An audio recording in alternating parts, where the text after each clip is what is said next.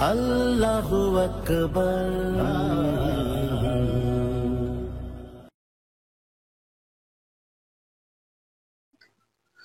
আলহামদুলিল্লাহি রাব্বিল আলামিন ওয়াসসালাতু ওয়াসসালামু আলা রাসূলিহিল কারীম ওয়া আলা আলিহি ওয়া সাহবিহি আজমাইন। সুপ্রিয় দর্শক শ্রোতা মণ্ডলী, আজকের আমাদের আলোচ্য বিষয়ে আমাদের দুটো কলেমা, একটি বুঝেছি, অন্যটি বুঝিনি। বিবাহের কলেমা কাবিলতু, অর্থাৎ আমি কবুল করলাম। এই কলেমা বুঝেছি যে বিবাহ করলে একবার কলেমা পড়তে হয়, আর এরপরে একটি অপরিচিত পুরুষ অথবা নারী স্বামী স্ত্রীতে পরিণত হয়ে গেল। কিন্তু ইমানের কলেমা লা ইলাহা ইল্লাল্লাহ, আল্লাহ ছাড়া কোনো ইলাহা নাই, এই কলেমা আমরা বুঝিনি। কারণ কলেমা পড়ার পর আল্লাহর সাথে জীবনের শেষ মুহূর্ত পর্যন্ত যে সম্পর্ক থাকবে, সম্পর্ক গড়ে উঠবে, এই ধরনের কোনো সম্পর্ক গড়তে পারেনি, এমনকি আমরা বুঝিনি। বিবাহের কলেমা যেমনটি আমরা বুঝেছি, কিন্তু ইমানের কলেমা তেমনটি আমরা বুঝিনি। আমরা বুঝেছি একবার কলেমা পড়লে বিবাহ হয়ে যায়, এটা আমরা চমৎকার ভাবে বুঝেছি। কিন্তু একবার কলেমা পড়লে যে মুসলিম হওয়া যায়, এটা আমরা বুঝিনি। এই জন্য আমরা সকাল বিকাল এই কলেমার জিকির করি, কতবার পড়ি। কিন্তু মনে রাখতে হবে, সাহাবায়ে কেরাম রিদওয়ানুল্লাহি তাআলা আলাইহিম আজমাইন একবার কলেমা পড়েছেন। একবার কলেমা পড়লে মুসলিম হওয়া যায়, এটা আমরা বুঝতে পারিনি। অথচ বিবাহের কলেমা একবার পড়েছি, তাতেই আমরা বুঝে ফেলেছি যে আজীবনের তরে আমরা স্বামী স্ত্রীতে পরিণত হয়ে গেলাম। বিয়ার পর স্বামী স্ত্রী হিসাবে অন্যকে সাব্যস্ত করতে পারি না, অর্থাৎ বিয়ার পর স্বামী স্ত্রী হিসাবে অন্য কাউকে আমরা মেনে নিতে পারি না। ঠিক মুসলিম হওয়ার পর, অর্থাৎ ইমানের কলেমা পড়ার পরে, মুসলিম হওয়ার পরে অনেক ইলাহ আমরা সাব্যস্ত করে নিয়েছি। আর ইতা মানিত্তাখাযা ইলাহাও হাওয়াহু, হে রাসূল, আপনি কি দেখেছেন যারা নিজেদের নফসকে ইলাহ বানিয়ে নিয়েছে? এরকম আমরা আকাবের মুরব্বী, এরপরে আমাদের আহবার রহবান, বিভিন্ন মূর্তি, এগুলিকে আমরা ইলাহা বানিয়ে নিয়েছি, তাগুতকে ইলাহা বানিয়ে নিয়েছি। অথচ বিবাহের কলেমা পড়ার পর অন্য কাউকে স্বামী স্ত্রী হিসাবে আর কাউকে আমরা সাব্যস্ত করিনি, কাউকে আমরা মেনে নেইনি। অথচ ইমানের কলেমা পড়ার পরে আমরা অনেক কি মেনে নিয়েছি। বিবাহের পর সব দায় দায়িত্ব বুঝে নিয়েছি। একজন স্ত্রীর কি দায়িত্ব, স্ত্রী বুঝে নিয়েছে স্বামীর কি দায় দায়িত্ব, সব কিছু যেমন আমরা বুঝে নিয়েছি। কিন্তু কলেমা পড়ার পর আমার কি দায়িত্ব, এই দায়িত্ব আমরা বুঝিনি। বিবাহের কলেমা পড়ার পর একজন স্ত্রীর কখন কোথায় কি লাগবে, তাকে কিভাবে রাখতে হবে, এগুলি যেমন আমরা সহজে বুঝে ফেলেছি, কিন্তু ইমানের কলেমা পড়ার পর আমার উপরে কি কি দায়িত্ব, কলেমা পড়ার পর সাথে সাথে আমার উপরে কি দায়িত্ব বর্তায়, সেই বিষয়গুলি আমরা বুঝতে পারিনি। বিবাহের পর আজীবনের জন্য কবুল করেছি, একদিন, 2 দিন, 5 দিনের জন্য নয়। অনুরূপভাবে ইমানের কলেমা পড়ার পরে আজীবনের জন্য আমরা মেনে নিতে পারিনি। এই কলেমা পড়ি, এই কুফরি করি, এই কলেমা পড়ি, এই শিরক করি, এই কলেমা পড়ি, এই মুরতাদ হই। অর্থাৎ কলেমা পড়ার পর বারবার আমরা সেই কলেমাকে প্রত্যাখ্যান করি। অথচ বিবাহের কলেমা একবার পড়েছি, আজীবনের জন্য সেটা মনে রেখেছি এবং সেই অনুযায়ী আমরা চলছি। কিন্তু কলেমা পড়ার পরে বারবার সেই কলেমার সাথে আমরা কুফরি করি। বিবাহের পর একে অপরের বিরুদ্ধে আমরা বিদ্রোহ করি না, কিন্তু ইমানের কলেমা পড়ার পর আল্লাহর সাথে আমরা বারবার বিদ্রোহ করছি, আল্লাহর নাফরমানি করছি, আল্লাহর যাবতীয় হুকুম আহকাম সব লঙ্ঘন করছি, তাগুতের সাথে সম্পর্ক স্থাপন করছি। অথচ বিবাহের কলেমা পড়ার পর আমরা একে অপরের বিরুদ্ধে আমরা কোনো বিদ্রোহ করি না, একে অপরের বিরুদ্ধে আমরা কোনো প্রোগ্রাম নেই না। বিবাহের পর একে অপরের সাথে ঘনিষ্ঠ সম্পর্ক গড়ে তুলি। মুসলিম হওয়ার পর আল্লাহর সাথে সেই সম্পর্ক গড়তে আমরা পারিনি। অর্থাৎ আমি যখন মুসলিম হব, তখন বিনা বাক্যে দ্বিধাহীন চিত্তে আল্লাহর যাবতীয় হুকুম আহকাম সব কিছু আমি মেনে নেব। কিন্তু দেখা গেল না, কলেমা পড়েছি ঠিকই, কিন্তু বারবার আল্লাহর হুকুম আহকাম লঙ্ঘন করি, আল্লাহর সাথে সম্পর্ক স্থাপন করতে পারিনি। যেমনটি বিবাহের কলেমা পড়ার পর স্ত্রীর সাথে যেভাবে সম্পর্ক আমরা গড়ে তুলেছি, বিবাহের পর পরস্পরকে ভালোবেসে খুশি করার জন্য আমরা অনেক কিছুই ত্যাগ করতে পারি, কিন্তু মুসলিম হওয়ার পর আল্লাহকে খুশি করার জন্য সামান্য কিছু ত্যাগ করতে পারি না। আল্লাহ রাব্বুল আলামিন আমাদেরকে অনেক কিছু না চাইতেই দিয়েছেন। আমাদের দুটো চোখ দান করেছেন, কি মুখ দান করেছেন, দাঁত দিয়েছেন, নাক দিয়েছেন, চামড়া দিয়েছেন, এবং এর ভিতরে হাড্ডি দিয়েছেন, স্টোমাক, তারপরে হার্ট, কিডনি। এগুলি আল্লাহ না চাইতেই এগুলি আমাদেরকে আল্লাহ দান করেছেন, কিন্তু আল্লাহকে খুশি করার জন্য কোনোটাই আমরা ত্যাগ করতে পারি না। আল্লাহ তো কিছুই চান না, যেহেতু আল্লাহর কোনো অভাব নেই, আল্লাহর ছেলে নাই, সন্তান নাই, আল্লাহর আত্মীয় স্বজন নাই, আল্লাহ সম্পদ দিয়ে কি করবেন? কিন্তু তারপরেও আল্লাহ বলছেন যে আমার দিনের জন্য, দিনকে প্রতিষ্ঠিত করার জন্য যে তোমাদের সম্পদ থেকে কিছু দান করো। মানযাল্লাযী ইউকরিদুল্লাহা করদান হাসানা, কে আসো আল্লাহকে উত্তম ঋণ দিতে পারো? আল্লাহর দিনের স্বার্থে, দিনকে বিজয়ী করার জন্য আল্লাহ কিছু খরচ করতে বলেছেন, কিন্তু আমরা তা খরচ করতে পারিনি। অথচ বিবাহের কলেমার পরে স্ত্রীর জন্য আমরা বহু কিছু ত্যাগ করতে পারি। এমনকি এই পৃথিবীতে দেখা গেছে নিজের জীবনটা পর্যন্ত স্ত্রীর জন্য ত্যাগ করেছে। এমন অনেক স্ত্রীর নজির এই পৃথিবীতে আছে, নিজের জীবনটা পর্যন্ত স্বামীর জন্য অকাতরে বিলিয়ে দিয়েছে।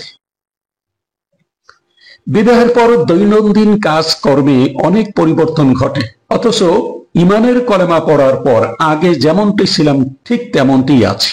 কলেমা পড়ার পর শিরক করব না, এরপরে জুলুম করব না, অত্যাচার করব না, মিথ্যা কথা বলবো না, জেনা ব্যভিচার করব না, কিন্তু কলেমা পড়ার পর আগে যেমনটি ছিলাম ঠিক তেমনটাই আছে। অথচ বিবাহের পরে দৈনন্দিন কাজকর্মের অনেক পরিবর্তন ঘটে গেছে। আগে যে দৈনন্দিন জীবনে যে কাজকর্ম করতাম, এখন আর সেটা করি না। যেহেতু বিবাহ করেছি, টাকা পয়সা ইনকাম করতে হবে, চাকরি করতে হবে, ব্যবসা করতে হবে। বিবাহের আগে যেমনটি ছিলাম, বিবাহের পরে আর তেমনটি নেই।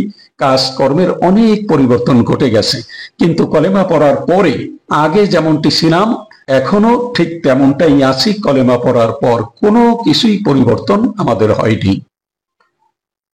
একা ছিলাম, কিন্তু কলেমা পড়ার পরে স্বামী স্ত্রী দুজন হলাম। একা ছিলাম, ইমানের কলেমা পড়ার পর বান্দা এবং প্রভুর সম্পর্ক আমাদের সেভাবে হয়নি। অর্থাৎ আগে আল্লাহকে চিনতাম না, জানতাম না, কিন্তু যখনই কলেমা পড়ে ইমান আনলাম, আল্লাহ ছাড়া কোনো ইলাহ নেই, তখন বান্দা এবং প্রভুর একটি সম্পর্ক স্থাপিত হয়ে গেল। আল্লাহর বান্দা আর তিনি আমার প্রভু, এইভাবে যেমন একটি সম্পর্ক আমাদের মধ্যে হবে, কিন্তু আল্লাহর সাথে সেই সম্পর্ক স্থাপন করতে পারিনি যেমনটি করেছি আমার স্ত্রীর সাথে। কলেমা পড়ার পর আমি বুঝে নিয়েছি যে ইনি আজীবনের সাথী, এই জন্য তার জন্য অকাতরে অনেক কিছুই আমরা ব্যয় করি, অনেক স্বার্থ ত্যাগ করে এরপরে আমরা সংসার গড়ি, একসাথে বসবাস করি।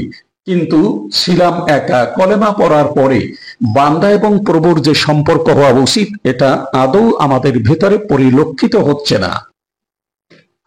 বিবাহের পর আমাদের আচরণের অনেক পরিবর্তন ঘটে, লক্ষ্য করা যায়, কিন্তু ইমানের কলেমা পড়ার পর আমাদের আচরণের কোনো পরিবর্তন হয়নি। আগে নামাজ পড়তাম না, জাকাত দিতাম না, তাগুতের সাথে সম্পর্ক রাখতাম, আল্লাহর দিনকে বিজয়ী করার জন্য কোনো সময় দিতাম না, কিন্তু কলেমা পড়ার পরে এগুলি আমাদের হওয়া উচিত নয়। আগে বেনামাজি ছিলাম, এখন নামাজ পড়তে হবে, জাকাত দিতে হবে, হজ করতে হবে, আল্লাহর প্রতিটি বিধান অক্ষরে অক্ষরে পালন করতে হবে, কিন্তু সেটা আমাদের দ্বারা হয়নি। কলেমা পড়ার পর ইমান আনলাম বটে, কিন্তু আচরণের কোনো পরিবর্তন আমাদের হয়নি। বিবাহের পর যেমনটি আমাদের আচরণের পরিবর্তন ঘটেছে। বিবাহের পর অনেকের সাথে আত্মীয়তার সম্পর্ক গড়ে ওঠে, কিন্তু ইমানের কলেমা পড়ার পর কোরআন এবং রসুলের সাথে আমাদের সম্পর্ক তৈরি হয়নি। অর্থাৎ বিবাহের পরে যেভাবে আত্মীয় স্বজনকে আমরা চিনেছি, জেনেছি, কিন্তু কলেমা পড়ার পর কোরআন জানা উচিত ছিল, রসুলের সাথে সম্পর্ক রাখা অর্থাৎ রসুল সম্পর্কে জানা আমাদের অত্যন্ত দরকার ছিল, জরুরি ছিল, কিন্তু সেটা আমরা করতে পারিনি। সুতরাং একটি কলেমা আমরা বুঝেছি, অন্য কলেমাটি আমরা বুঝতে পারিনি। বিবাহের কলেমাটা যেমন আমরা সহজে বুঝেছি, কিন্তু ঈমান আনার কলেমা, মুসলিম হওয়ার কলেমা সেভাবে আমরা বুঝতে পারিনি। বিবাহের আগে কারো সাথে সম্পর্ক থাকলে তা ছিন্ন করি, কিন্তু ঈমানের কলেমা পড়ার পর আগের প্রভুদের সাথে সম্পর্ক ঠিকই রেখেছি। আগে তাগুতের সাথে সম্পর্ক ছিল, এরপরে শিরকিয়াতের সাথে সম্পর্ক, মূর্তির সাথে সম্পর্ক, কাফের বেঈমানদের সাথে সম্পর্ক যেমনটি ছিল ঠিক তেমনটাই আছে। কলেমা পড়ার পর যতটুকু চেঞ্জ বা পরিবর্তন হওয়া দরকার তা আদৌ হয়নি। অথচ বিবাহের আগে যদি কোনো মেয়ের সাথে সম্পর্ক অথবা কোনো মেয়ে কোনো ছেলের সাথে সম্পর্ক থাকে তা পুরোপুরিভাবে যেমন ছিন্ন করে, ঠিক কলেমা পড়ার পর, ইমানের কলেমা পড়ার পরে সেভাবে আমরা আগের প্রভুদের সাথে যে সম্পর্ক ছিল সেই সম্পর্ক আমরা ঠিকই বজায় রেখে চলছি, আদৌ কোনো পরিবর্তন হয়নি। বিবাহের দিনটি সারা জীবন আমরা স্মরণে রাখি, কোনোদিন নবায়ন করি না, কিন্তু ইমানের কলেমা পড়ার পরে কোন দিন থেকে আমি মুসলিম সেটাও কিন্তু আমাদের স্মরণে নাই। তার মানে আমার কলেমা পড়াই হয়নি। কলেমা এমন একটি জিনিস যেটি পড়ার সাথে সাথে একটি রেডিক্যাল চেঞ্জ, একটি সামগ্রিক পরিবর্তন আসবে মানসিকতায় এবং দৈনন্দিন কাজকর্মে। কিন্তু ইমানের কলেমা পড়ার পরে, মুসলিম হওয়ার পরে আমাদের মধ্যে সে ধরনের কোনো, তার মানে কলেমা কোন দিন পড়েছি তা আমরা মনে রাখিনি। কেন রাখিনি? বিবাহের দিনটি যেমন আমরা মনে রেখেছি, কোন সনের কোন তারিখে কোন সময় আমাদের বিবাহ হয়েছে, এরপরে আমাদের কবে খাতনা হয়েছে, কবে পিতা মারা গেল, কবে আম্মা মারা গেল, কবে ভাই মারা গেল, এই বিষয়গুলি, কবে আমরা চাকরি পেলাম, কবে আমি এমএ পাস করলাম, এই বিষয়গুলি যেমন আমরা মনে রাখি সারা জীবন, কিন্তু কলেমা পড়ার পর কোন দিন থেকে আমি মুসলিম সেটা কিন্তু মনের ভিতরে আমাদের নেই। তার মানে কলেমা পড়া হয়নি। কলেমা পড়ার পর একটা বিশাল বৈপ্লবিক একটি পরিবর্তন মানসিকভাবে, আত্মিকভাবে সে ধরনের কোনো অ্যাকশন রিয়াকশন যদি না হয় তাহলে মনে করতে হবে এই কলেমা পড়া আমাদের আদৌ হয়নি। যদি হতো, যদি কোন দিন থেকে আমি মুসলিম এটা যদি মনে রাখতাম, তাহলে অবশ্যই আমি বুঝতাম যে একটা বিরাট পরিবর্তন আমাদের মধ্যে এসেছে। যেহেতু পরিবর্তনও হয়নি আর আমরা মনেও রাখিনি, সুতরাং কলেমা আসলে আদৌ পড়া হয়নি। মুখে আসলো আর কলেমা পড়ে নিলাম, অথচ এই কলেমা আমার হাত গ্রহণ করেনি, এই কলেমা আমার পা গ্রহণ করেনি, এই কলেমা আমার মুখ গ্রহণ করেনি, এই কলেমা আমার দিন গ্রহণ করেনি। সুতরাং এই কলেমা পড়ার কোনো জাস্টিফিকেশন নেই। কলেমা পড়ার পর আমাদের জীবনে বিরাট একটি পরিবর্তন আসবে। আগে শিরক করতাম, এখন শিরক করি না।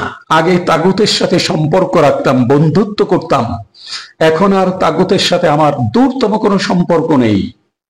আগে অন্যায় করতাম, জুলুম করতাম, নির্যাতন করতাম, সেগুলি এখন আর আমি করি না, যেহেতু আমি কলেমা পড়েছি। তো সুতরাং কলেমা পড়েছি আর এগুলিও যদি করি তাহলে মনে করতে হবে যে এই কলেমা আমাকে কোনো উপকার দিতে পারেনি, এই কলেমা দ্বারা আমার সামান্যতম কোনো উপকার হয়নি। সুতরাং আসুন আমরা কলেমার দাবি জেনে নিয়ে, মেনে নিয়ে আমরা বাকি জীবন মুসলিম হিসাবে, ইমানদার হিসাবে আল্লাহর কাছে পরিগণিত হতে পারি, আল্লাহর সাথে সম্পর্ক স্থাপন করতে পারি। আমা তাওফীকি ইল্লা বিল্লাহ, আলাইহি তাওয়াক্কালতু ওয়া ইলাইহি উনীব। আসসালামু আলাইকুম ওয়া রাহমাতুল্লাহি ওয়া বারাকাতুহু।